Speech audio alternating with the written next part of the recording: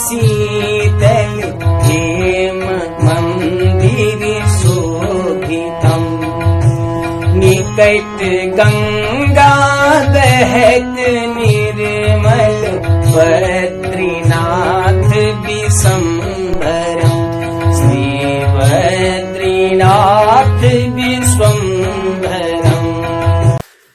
जय मां भगवती। नमस्कार, मैं हूं डॉक्टर हरीशचंद्र लखेड़ा और यह मेरा नया चैनल है धर्म भोग। इसमें आपका स्वागत है। इसमें मैं धर्म की ही बातें करूंगा, धर्म, आध्यात्म, विभिन्न संस्कृतियों का और अपने जो धर्म है उससे भी मैं तुलना करूंगा, क्योंकि बहुत सी अज्ञानता की बातें सोशल मीडिया में चल रही हैं। मैंने सोचा कि इसलिए आपके सामने आऊं। सबसे पहले मैं शुरुआत करता हूं अयोध्या में जो भगवान राम के मंदिर का 22 जनवरी 2024 को प्राण प्रतिष्ठा होनी है। उस प्राण प्रतिष्ठा को लेकर लोग अजीब अजीब तरह के सवाल पूछ रहे हैं कि यदि ब्राह्मण इतने ही प्राण प्रतिष्ठा कर सकते हैं तो उनके पुरखे मरते क्यों हैं, उनमें प्राण क्यों नहीं डाल देते। जी हां, मैं इसी पर बात करूंगा, लेकिन तब तक आपसे अनुरोध है कि मेरे इस चैनल को अवश्य सब्सक्राइब कर दीजिए। यह एक शुरुआत है।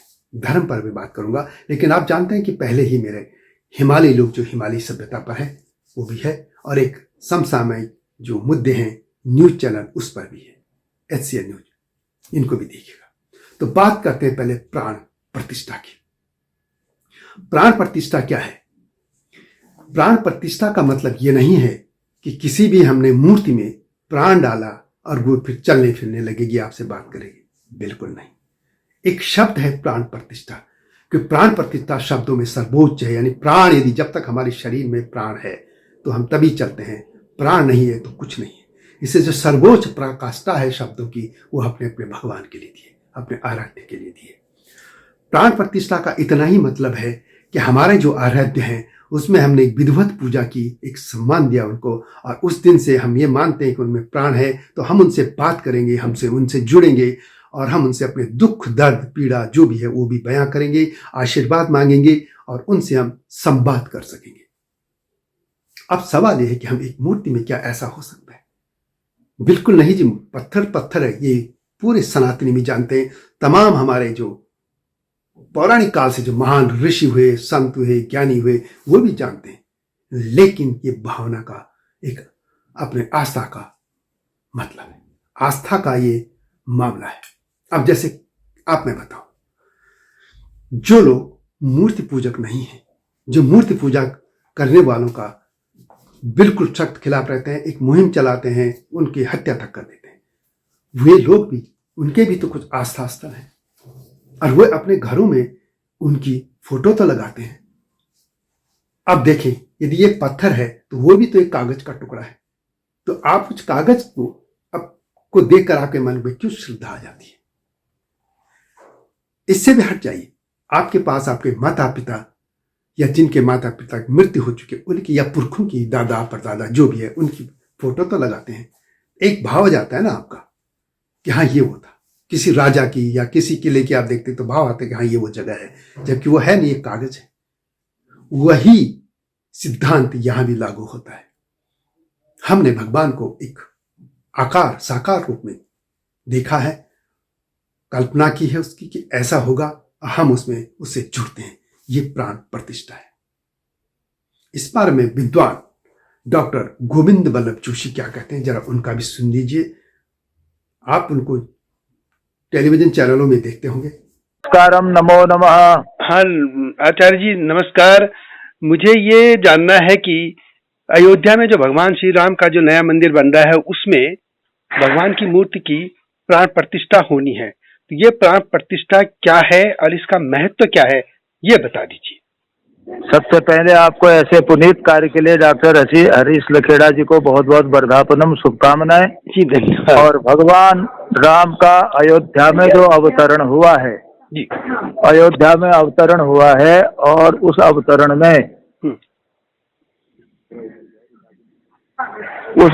में हम ये कह सकते हैं कि मंदिर तो सनातन प्राचीन, जब भगवान राम अवतरण होकर के कनक भवन में आए उस समय से ही वो उनका ही स्थान है, वो तो कण कण में व्याप्त सर्वत्र हैं, लेकिन जगत कल्याण के लिए और लोक मर्यादा को स्थापित करने के लिए अवध भूमि में वो जो अवतरित हुए महाराज दशरथ के कनक भवन में, तो वो तो है ही वहाँ, लेकिन अब उसका जो मंदिर भग्न हो गया था, ध्वस्त कर दिया था विधर्मियों ने, वो पुनर्नूतन रूप में प्रतिष्ठापित हो रहा है। इसके लिए समस्त समाज को, सनातन धर्मावलंबियों को और विविध हिंदू संगठनों को और हिंदू से भी इतर जितने लोगों ने इसके लिए कृत्य किया भावनात्मक रूप से मन से, उनको भी बधाई वर्धापन। अब रहे प्राण प्रतिष्ठा की बात। देखिए, सनातन वैदिक धर्म में हमारे यहाँ श्रुति और श्रौत और स्मार्त 2 उपासना पद्धतियां हैं। उसमें भगवान की प्रतिमा नहीं, मूर्ति प्रतिष्ठा समारोह होता है। उनकी प्रतिमा और मूर्ति में अंतर बता गया। मूर्ति केवल सामान्य स्टैचू है और मूर्ति में भगवान मूर्तिमान होते हैं। उनके समस्त स्वरूप का, समस्त ऐश्वर्य का, उनका सांगोपांग पूजन होते हुए उनकी शक्तियों का, मुद्राओं का, उनके धर्म का, उनके आचरण का, भगवान के संकल्पों का, है ना, उसमें पादुका पादु पूजन होता है, कटि पूजन होता है, मस्तक पूजन होता है, अस्त्र शस्त्रादि समेत उनकी समस्त विभूतियों का वहां पर आवाहन करके एक बृहत्तर महत शक्ति को वहां पर आवाहित किया जाता है जी, जो स्टैचू में या अन्य प्रतिमाओं में नहीं होता है। वो प्रतीकात्मक है। लेकिन क्योंकि इसमें एक बात को ये जानना परम आवश्यक है, भगवान राम का अवतरण हुआ है। इक्ष्वाक वंश में इक्ष्वाक हुए हैं, अंशुमान हुए हैं, अज भगीरथ हुए हैं, रघु हुए हैं। उनके मूर्तियां तो बन सकते हैं, पर उनकी जो है प्रतिमा तो बन सकते, मूर्तियां नहीं है। क्योंकि उनके अंदर ईश्वरत्व के, वो एक राजा के रूप में थे, ईश्वरत्व की अवधारणा नहीं है। इसलिए शास्त्र ये सिद्ध करता है, भगवान अपनी अनंत विभूतियों के साथ जिस महत्तर कार्य के लिए अवतार लेके आता है, हमारे यहाँ शास्त्र और पुराणों में 24 अवतारों की अवधारणा है, उसमें भगवान राम का अवतार है और वो पहले ही कह दिया गया। इसीलिए भगवान का मूर्ति जो है प्राण प्रतिष्ठा होती है। प्राण प्रतिष्ठा में समस्त उनके ऐश्वर्य और उनके स्वरूप का पूजन होते हुए उनके अंदर वही शक्ति प्रकट की जाती है वेद मंत्रों के द्वारा, पौराणिक मंत्रों के द्वारा, और ये हमारे ऋषियों के द्वारा सिद्ध विज्ञान है ना। हम एक बात और ध्यान रखना चाहिए, मनुष्य का जन्म होता है, भगवान का अवतरण होता है जी।